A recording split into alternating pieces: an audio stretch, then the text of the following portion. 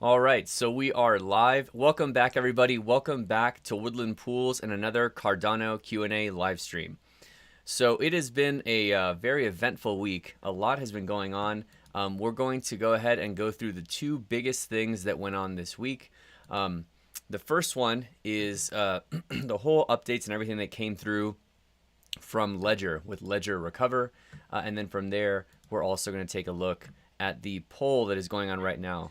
So it has been a very eventful week. Perfect. So that is working. Cool. So if it cut off at the beginning, welcome back, everybody. Welcome back to Woodland Pools, another Cardano Q&A live stream. Yeah, we're going to look at Ledger. We're going to look at the poll. As you're joining, let us know where you're joining from and any questions that you might have. And then in between these different things, we'll get to any questions along the way. Depending on how many questions we have about this Ledger stuff, I think this could be a pretty good back and forth. But if we keep it concise and there aren't many questions, then it'll be great for the replay. If you're joining on the replay, I'm going to add chapters down below as we go through it, so you can skip to the parts that you want to look into. And yeah, let's go ahead and get started. So if you feel like maybe you had a hard week last week, I guarantee you that you did not have as bad of a week as the folks at Ledger. So this whole thing started just under a week ago. By now, many of you have probably heard about this already, but let's go ahead and just kind of like start from the beginning, kind of how we've done in the past with these things that evolve very quickly. We'll start from the beginning and work our way through kind of where we're at now, and then I'll give you sort of my take on it, and we'll go from there. So about 6 days ago, Ledger announced an exciting update that they have a new product called Ledger Recover that's launching soon, and their CTO went through in detail what it's going to be. So basically, the way that Ledger Recover is going to work is, I think what they're trying to do is they want to look forward to, and it's the kind of stuff that we talk about a lot on this channel, where we talk about that, in order to have mass adoption, we're going to need to make onboarding people as easy as possible. I mean, literally, this is like what we're doing at Book right now, right? Is like, how do we make it, like with these scratch offs that we did at Consensus, right? How do we make it that somebody can get onboarded to crypto knowing as little as possible, and then as they want to gain more and more custody, they can do that. So this is a good example, actually. So here's what we did at Book. We made it that anybody could scratch off a card like this, and then when they go through the process, we would create a wallet for that person, and we would mint the book for them, and then tie it all to their account, and then bring it all together so it's all in one place. And then from there, if they wanted in the future, they can extract their seed phrase, which we had no access to, and then they can either restore that somewhere else or they can send it somewhere else, and that's totally up to them. I think what Ledger is trying to do is something similar here. What they want to do is that, if you think about with your Ledger, the big concern that people have when they first start with a Ledger is that, well, what happens if I lose my recovery phrase, right? So, you have your pieces of paper, right? This one's a blank one here. You have a piece of paper, or maybe you store it on a Crypto Steel cassette or something like that. But I think that a lot of people are used to, a lot of non-crypto people are used to this model of, okay, well, if I lost it, I'll just reach out to support and they'll give me a new password. Not understanding that your recovery phrase is how your keys are made. Now, the difference between sort of like what we're trying to do for our ease of onboarding people at Book and I think for Ledger is that Ledger is at its core a company that has always said, or at least the understanding people have had from the very beginning is that, yeah, your keys live on your wallet. There's no way to be able to like get access to those keys. Nobody can ever access them or touch them. Only you can. And so now with something like Ledger Recover, I think it spurred a lot of questions from people, and I think that it was kind of a PR nightmare on how they handled this. So the way that Ledger Recover is going to work is that for these people in the future that would want to come on board, that would want to have some way of recovering their stuff, Ledger Recover is a monthly subscription. Let's see, here it is. I actually said it right here. Is an optional subscription, and what you can do is you can have a backup of your recovery phrase, and basically the way that it happens is... here we go. It encrypts a version of your private key, splits it into 3 fragments, and then splits it between 3 trusted parties so that if you need to recover it, you can... what happens is they need 2 of those 3 parties, and then from there they can reconstruct your key. That's a really good idea in terms of like mass onboarding a lot of people, but a big concern for a lot of people that have always viewed their cold wallet as being exactly that, an air-gapped, cold thing that nobody has access to. So so they were really excited about it, and they're like, hey, this is going to be a great thing. We're going to help onboard the masses. And it did not go at all the way that they thought. So here, for example, shortly after, as soon as this firestorm kind of started up, they had an AMA where they were going through, this is what it is and this is what it's not. And basically, the concern that people had from Ledger, again, that's very different from like the great onboarding that the folks at EndMaker are doing, or the kind of like ease of onboarding that we're trying to do at Book. The different thing here is that with Ledger, the core of what their product is, or what people have always been buying into, is this notion that your keys live on your device, that your seed phrase is on your device, and there's no way for anybody to be able to reach it and access it ever. That was like their core thing. So for them to say that like, hey, guess what? We're going to make this way that you can have an easy recovery, and it's going to be out in the cloud and you can pull it back down, that set off alarm bells in everybody's minds, because they're like, no, we don't want an ease of custodial access. That's the opposite of what we want. We want it so that we are the only ones that have it. Leave the easy onboarding for somebody else. And that's where, actually, here, Hosky made a good point. Where you're saying, hey, it's not too late to say, hey, we're sorry, we'll make a separate device. Because this, I think, is a really good idea, right? I want to be clear that, like, this notion of onboarding lots of people and making it easier needs to happen. We need to go that direction. And that's why, again, I'm a big fan of the fact that we're doing it at Book. I'm a big fan of the fact that the folks at EndMaker are doing it. And I think that for something like Ledger, for them to make a separate, dedicated sort of Web 2-like type wallet where some custody is built in or some more levels of trust built in, I think that's actually a great idea.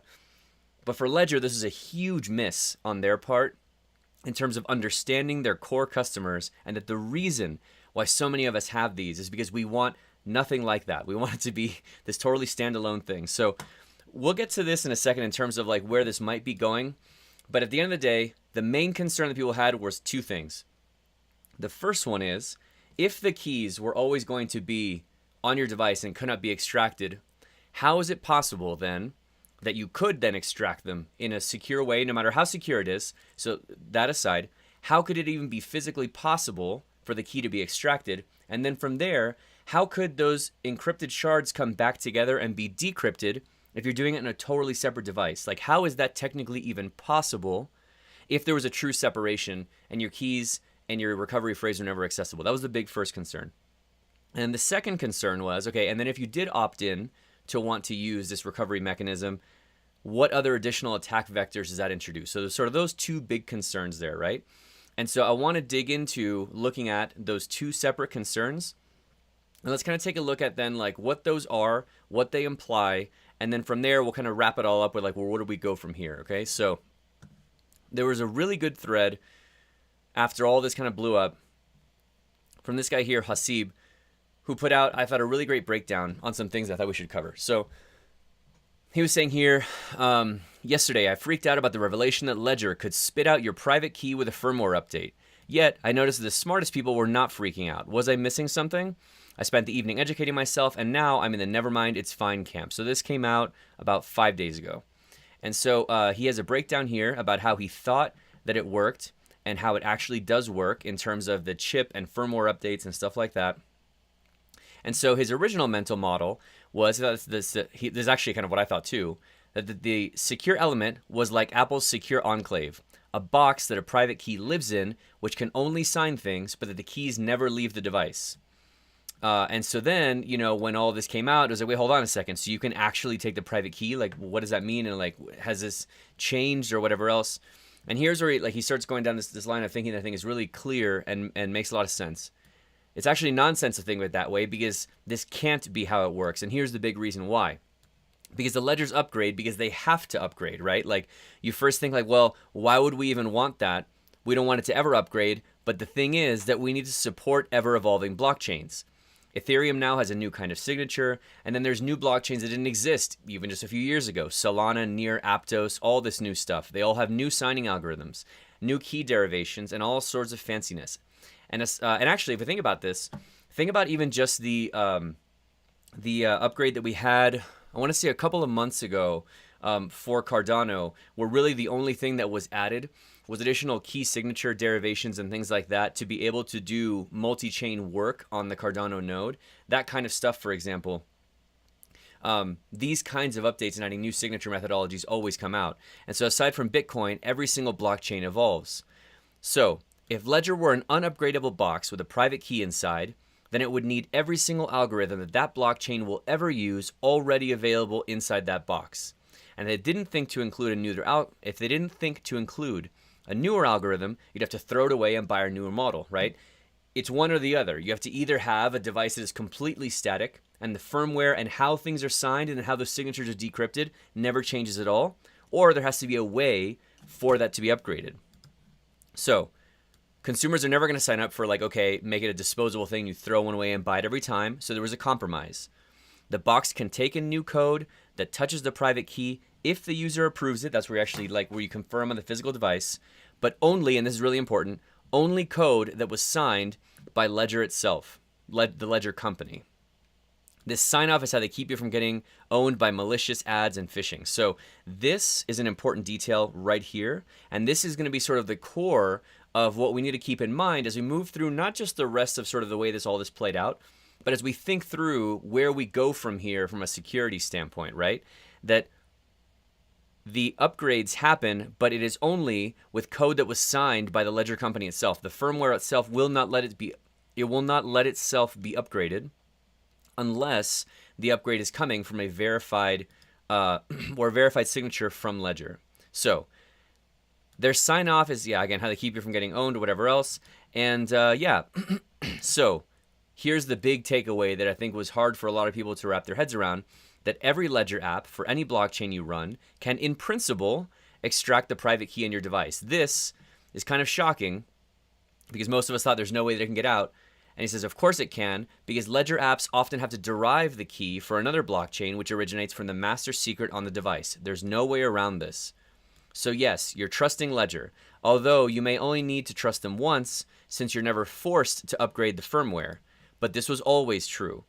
Either you throw away your device every time a new blockchain ships, or you embrace this trust model. It can't be both. So he kind of goes on here and goes through a few other things. So the main conclusion here, TLDR, Ledger is fine regardless of model. Choose your hardware wallet provider on the merits. And we'll come back to this in a second too. But I think this is a really great breakdown to kind of just start as we even start thinking through this whole thing about, okay, where were we before and what has changed till now? And so what we kind of start gathering now is that really not necessarily anything has changed, not just in the way that Ledger works, but so you think about, okay, well, what about using something like a Trezor? Nothing has really changed both in the way that Ledger works and actually fundamentally in the way that any hardware wallet works. Trezor fundamentally works the same way. So this is important for us to know that they've announced this new feature of a thing that you can opt into, and we will talk about that. But in terms of that primary first concern about, wait, I thought that your secure key and everything were never accessible, it could never get out.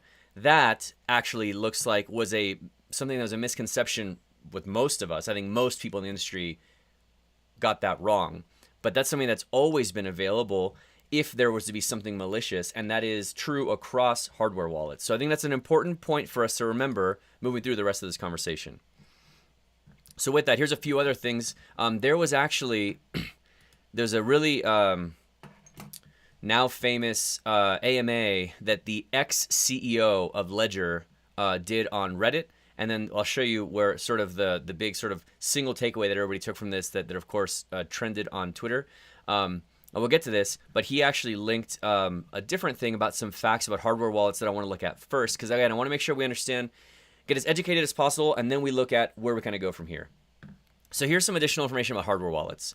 The secure element, right, what the piece that lives in here, which we've talked about in this channel so many times as being this totally standalone piece, is not an unbreachable storage chip. It's in fact a little computer.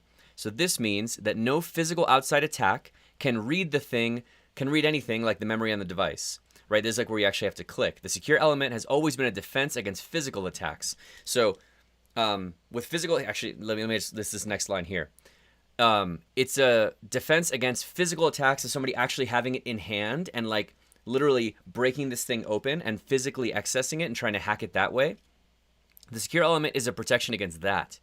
And that's what makes Ledger a better option than, let's say, the Trezor in that regard, where you can retrieve the seed phrase just by having physical access to the device. What they're referring to here is this kind of blew up a few years ago, where Kraken and some other people were able to take Trezor hardware wallets, and by literally splitting them all the way open and connecting them to all these different really, really low level things of just like sending signals back and forth, like literally little electric signals, like just zeros and one type low level, and seeing the way that it responded by really subtle changes in current, they were able to derive the seed phrase. I'm not sure if this is still possible on a Trezor today, but the point is that this was done at some point by people that have the low level enough know-how and tools to be able to do this. So what they're getting at here in this article is that using a secure element, which is what Ledger does, it prevents to be able to do that kind of a physical attack that, again, I'm not sure if this is possible today, but was at least possible just a few years ago with Trezors.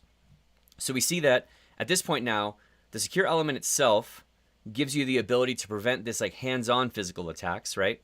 And so then if we continue on, when Ledger updates the operating system or you update an app, the secure element itself, that like little chip computer, gets modified. This is really important. With the right permissions, that app, right, or the firmware can access the seed phrase.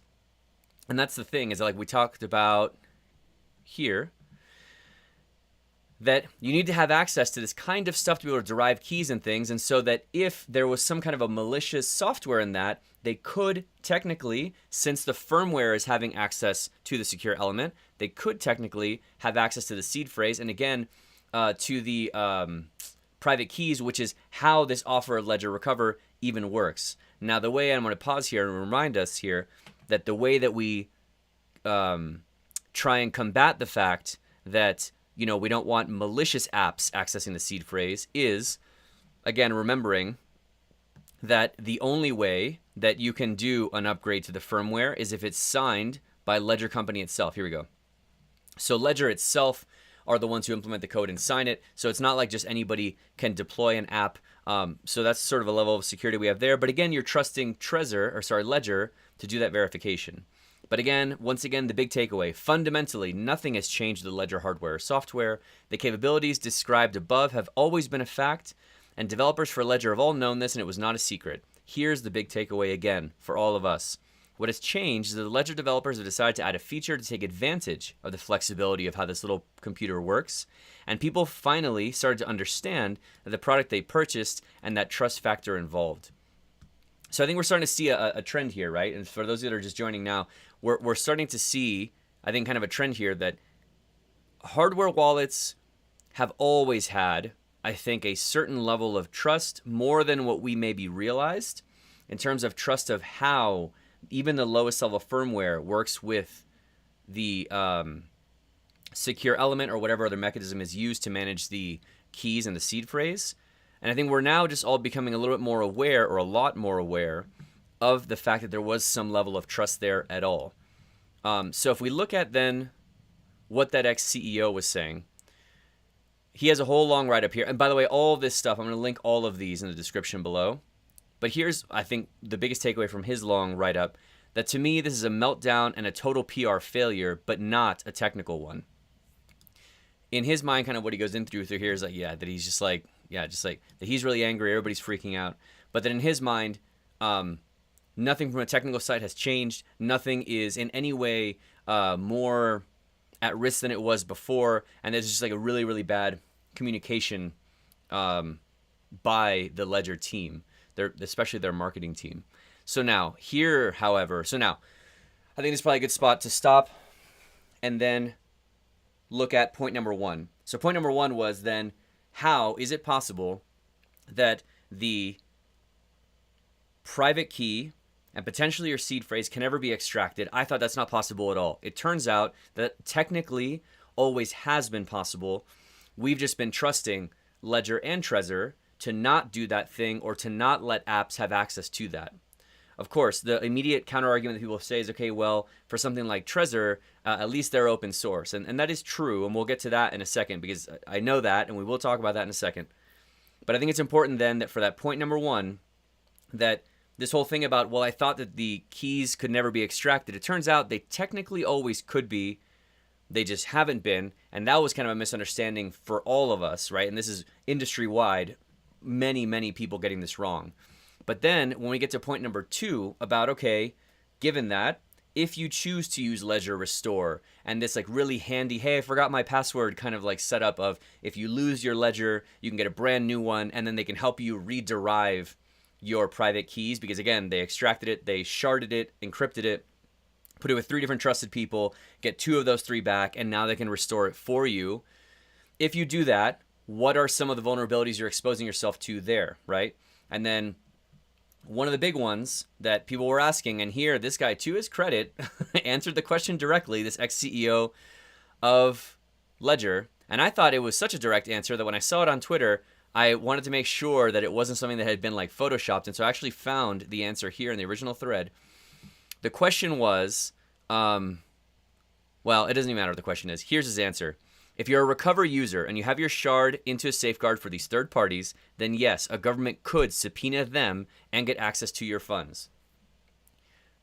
So that's a big deal, right? And this, to a certain degree, is the same as what we heard, I just was thinking about this right now, is the same as what we heard from the CEO of Kraken, the exchange Kraken, where when there was the seizing of funds that were going on maybe about 6 months ago or a year ago, I forget, like during some of the protests and stuff during the pandemic, where he was telling people like, hey, listen, if you want to be sure that nobody can seize your funds, use Kraken or any other exchange to buy your crypto and then immediately take it off, because if somebody subpoenas us and tells us to freeze your account, we will have to comply.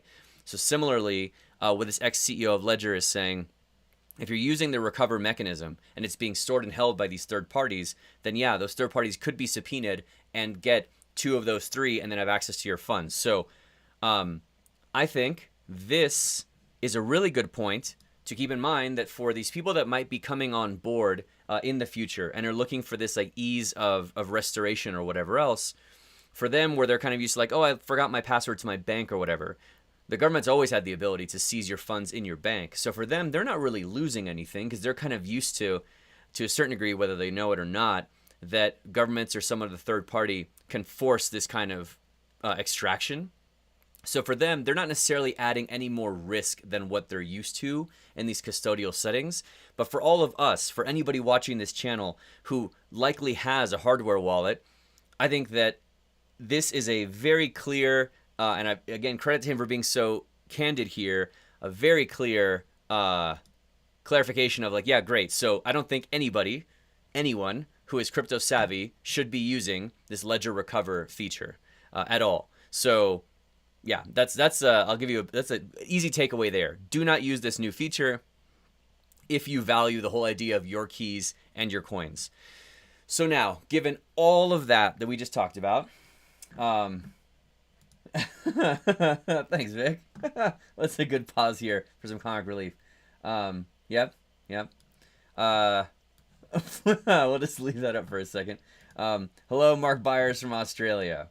Very good. All right, sweet. So anybody else, any other productive comments or questions, let us know as you're joining, where you're joining from, and any questions that you have. So anyway, given all of that and what a disaster this whole thing was, this just came out that it looks like Ledger took down firmware 2.2.1, which is what supported this whole Ledger Recover thing, and actually came to their page here. And yeah, sure enough, now they're only referencing 2.1.0.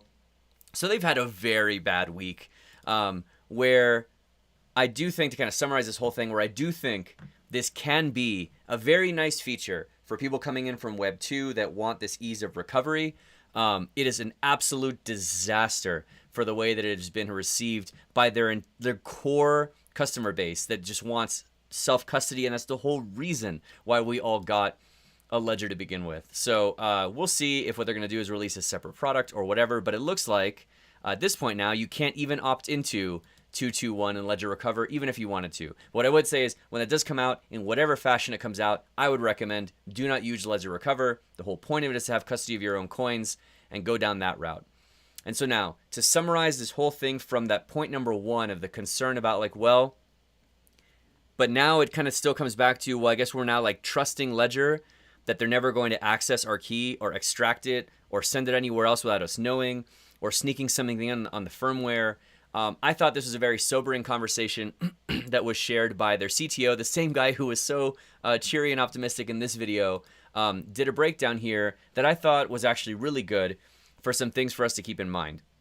He's talking about here about misconceptions about how wallets work and stuff like that. They thought there was some magic involved. I will let you read through this longer breakdown here. There's some really good detail in it, but there's a couple of really important takeaways that I think we should keep in mind, and it's further down here. Let me find it real quick. Yeah, here we go. So here is where I think is important for us to remember in terms of, from a security standpoint, what we're trying to do here and what the options are that we have with custody of our wallets and why we're using these things to begin with, right? With anything that is, you know, tech or whatever, if somebody really, really wants to get access to your stuff with, you know, enough effort, they'll probably be able to, right? If you had, for example, like some government state coming after you and trying to get your stuff, they're probably going to get it in some way or the other if they really, really wanted to. So what we're trying to do with all of this stuff is make it as difficult as possible for people to get access to our things, right? And by making it that it is increasingly cumbersome for someone to do it, so that it makes it at the very least that we are harder to attack, so that instead they would focus on attacking somebody else. But at some point, if you're having somebody else manufacture for you a device that you're buying and using, at some point, you've got to have some level of trust of the people literally putting the device together at the very least, right? And so here's what I think for point number one about, wait, I thought the keys could never come out, and what do we do about all that? Here's what I think is the big takeaway for point number one. This is from their CTO of Ledger. If the wallet wanted to implement a backdoor, there's many ways to do it. In the random number generation, because remember, that's how your seed phrase is actually generated, with like a totally random number generation. From there is how you get your 24 words.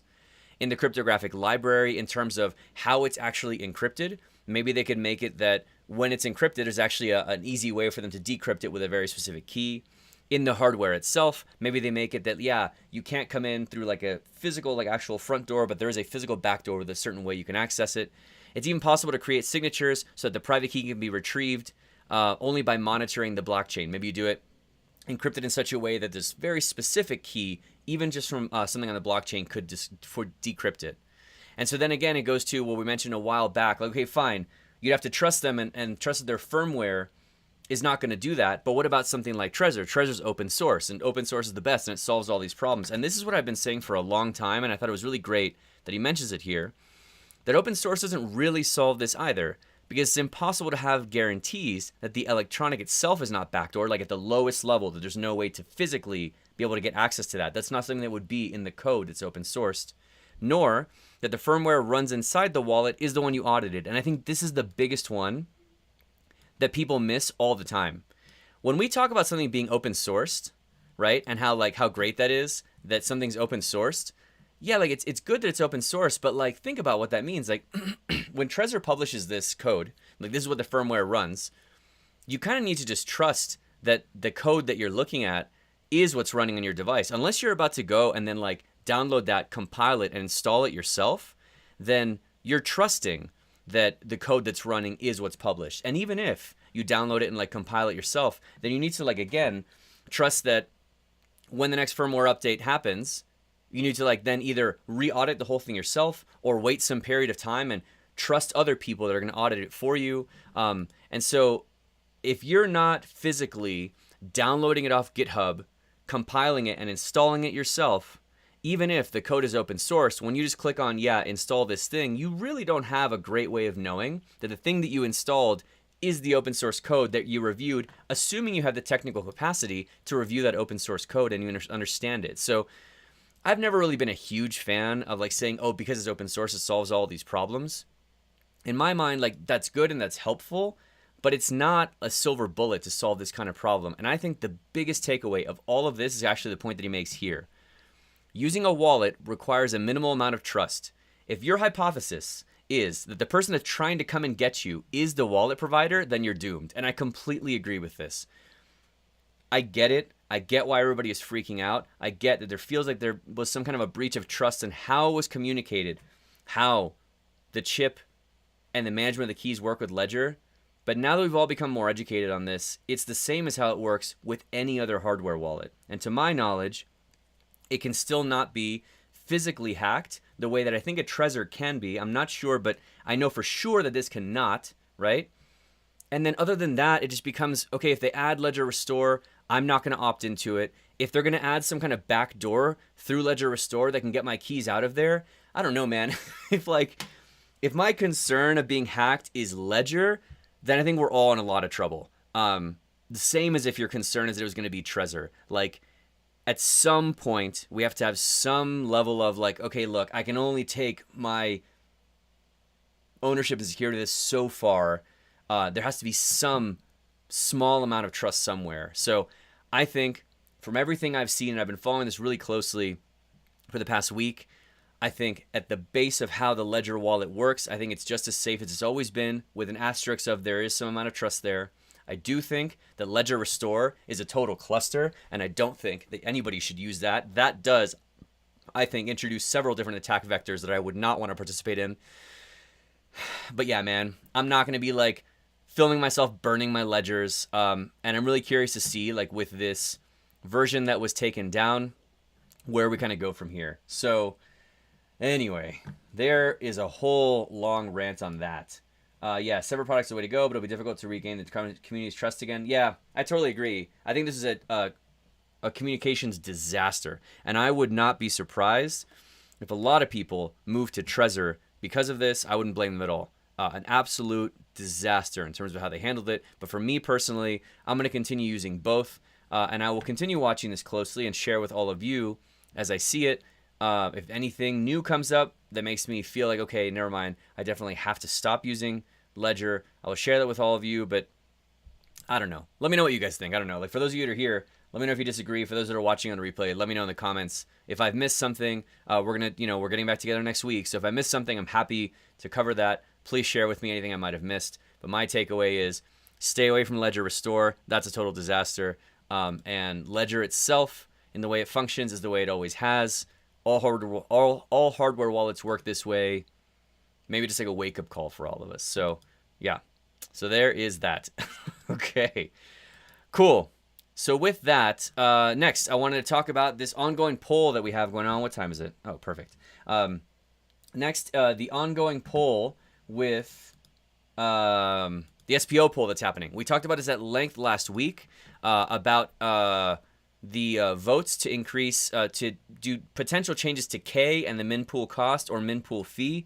In the middle of last week, we went ahead and the ASPEN pool voted on this. We voted on K to increase to 1,000, so doubling K to increase decentralization, and it would lower the saturation limit to about 36 million, and make it that the optimal number of pools is 1,000, and that the min pool cost should be dropped to 170 ADA. Especially with what we've been seeing now with the amount of pools that are actually turning out, and we'll look at that in a second.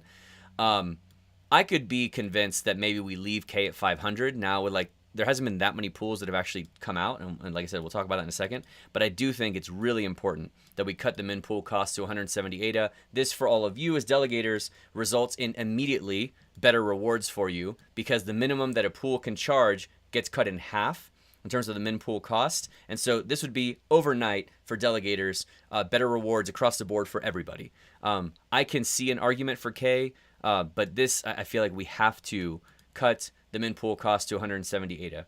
So let's take a look at some of these results. And actually, before we do that, something that I want to mention, because now what's going to happen is people are going to be moving around or whatever else. And as I was looking at pool.pm and looking at some of the different the new people that have been joining us or whatever else, it occurred to me, is like, man, because what I do is every time somebody joins on Pool Day, you want to take a screenshot, and we used to do the edited videos, kind of do like a welcome for everybody, and I realized, like, man, it's been a long time since we've done that. So I wanted to take a second here to, for the first time in a couple of months now, I went ahead and found all of my old screenshots, and before we dig into anybody else moving pools or doing anything moving forward, I wanted to take a second and do a huge thank you and welcome to all of our delegators that have come in over the past couple of months. Haven't forgot about you. I've been capturing all of them as they've come in, and just a huge thank you to everybody that's joining us on this trip here in the ASPEN stake pool. Yeah, it's an absolute pleasure and honor to be on this journey with all of you. And like I always say, let's keep growing together. It's going to be awesome. So thank you all. It's been great. And what I'll start doing is I'll start capturing these and doing them now during the live streams. I was trying to think about the best way to do this. So we'll kind of do this moving forward. We'll where we can capture them and look at them live. So yeah, thank you everybody that's going on this journey with us. It's been really great. So let's take this off here. And cool. So now what I want to look at is with that, here's where we are currently in terms of the votes that are going on. So we can see here on AdaStat, they have a really cool way of tracking the votes that are going on. And what I thought was neat is that they look at it in terms of several different breakdowns. The answers by the stake of the pools, the number of pools, the declared pledge of the stake pool operator, and the number of delegators. And what we see here is some really interesting stuff.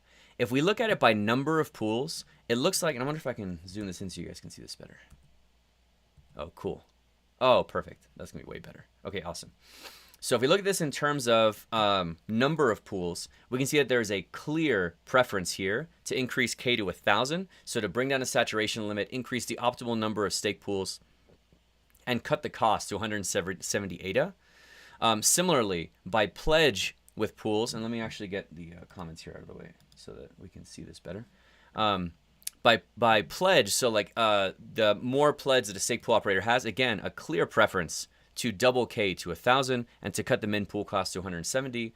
And now we start seeing that by number of delegators, so it's getting a little bit murkier. It looks like there is a sort of a split between 500 or 1,000, but again, a strong preference to cut the cost to 170. But this I found interesting, that when we look at it by the stake in the pools, it looks like a lot closer in terms of some of these larger pools.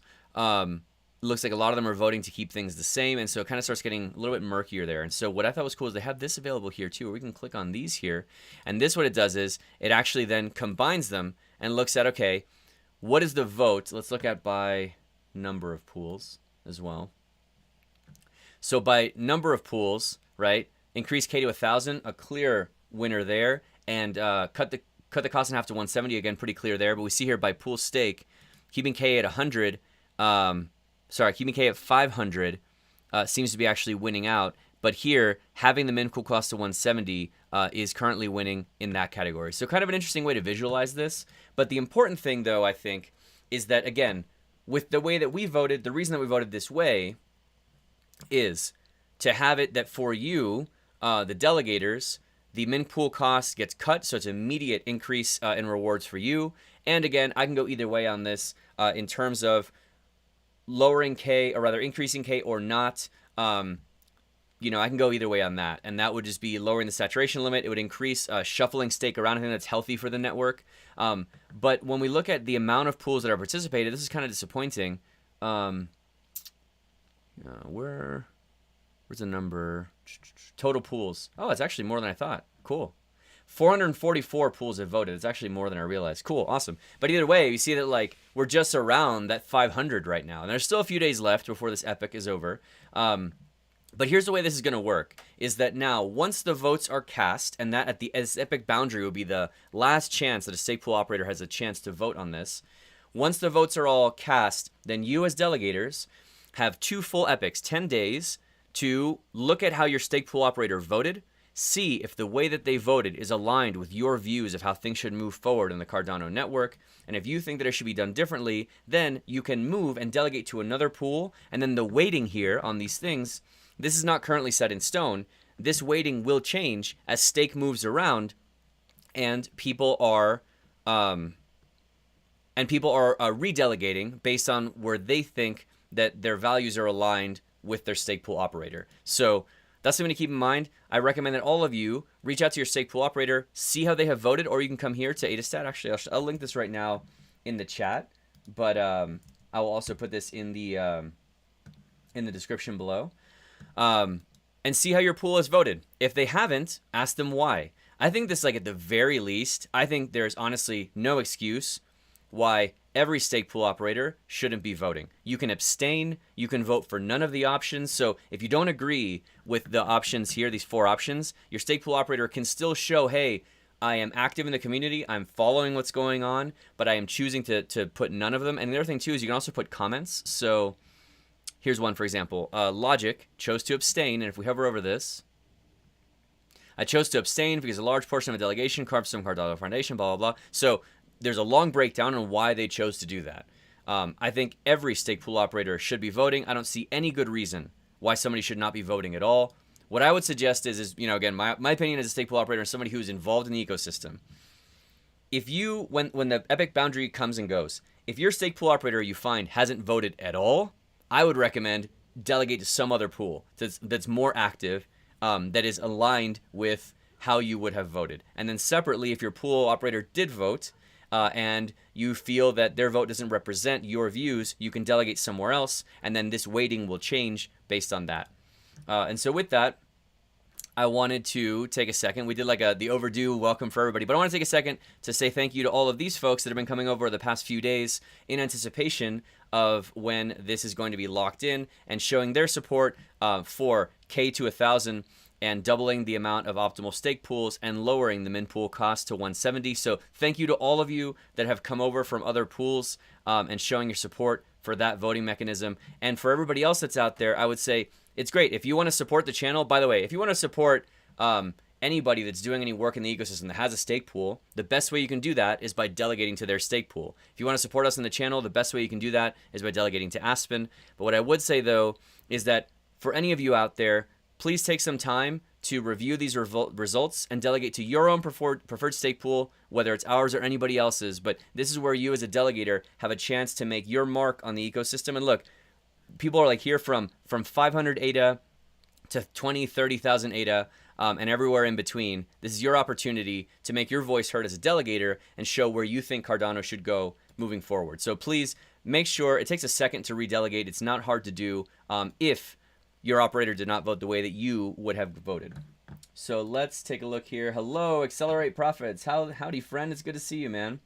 All right. What is margin for? So margin, I think you're referring to like what, like the minimum margin, like the percentage fee. So that's a separate thing. And that is like, so for a cost of a pool, there's the min pool cost of a flat rate of like this 340 currently that would drop to 170.